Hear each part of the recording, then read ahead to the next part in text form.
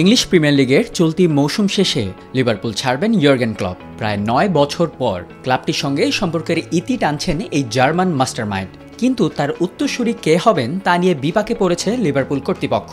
এরই মধ্যে ক্লাবটির সম্ভাব্য কোচ হিসেবে ৩ জনের নাম শোনা যাচ্ছে। সেখানে বেশ এগিয়ে আছেন ডাচ কোচ আর্নে স্লট। ক্লপের যোগ্য উত্তরসূরি হিসেবে লিভারপুলের প্রথম পছন্দ ছিল লেভারকুজেনের স্প্যানিশ কোচ জাভি আলোনসো। কিন্তু জার্মান ক্লাবটির সঙ্গে চুক্তি নবায়ন করায় জাভির ওপর থেকে চোখ সরিয়ে ফেলে ইংলিশ ক্লাবটি।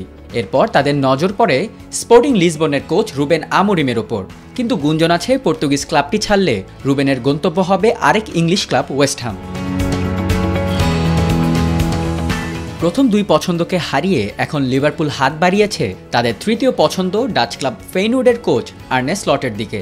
ব্রিটিশ সংবাদ মাধ্যম দ্য অ্যাথলেটিকের মতে স্লটকে পেতে এরই মধ্যে ফেইনুর্ডকে ৯ মিলিয়ন ইউরোর প্রথম প্রস্তাব দিয়েছে লিভারপুল। কিন্তু প্রস্তাবটি প্রত্যাখ্যান করে দিয়েছে ডাচ ক্লাবটির হাইলি রেটেড সিইও ডেনিস টেকলয়েজে। তবে ইংলিশ ক্লাবটিতে যোগ দিতে বেশ আগ্রহী স্লট। এরই মধ্যে কোচটির সঙ্গে সরাসরি যোগাযোগও করেছে লিভারপুল।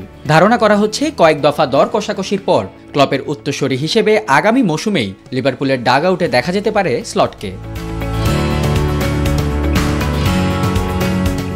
মূলত ক্লপের মতো প্লেইং স্টাইলের কারণেই স্লটের পেছনে ছুটছে লিভারপুল।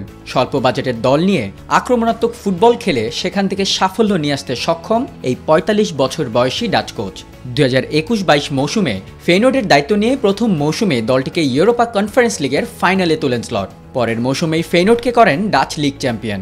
সবশেষ গত রোববার ফেইনুর্ডকে ডাচ কাপও জেতান তিনি। সব ঠিকঠাক থাকলে মৌসুম শেষে লিভারপুলেই পাড়ি জমাবেন স্লট।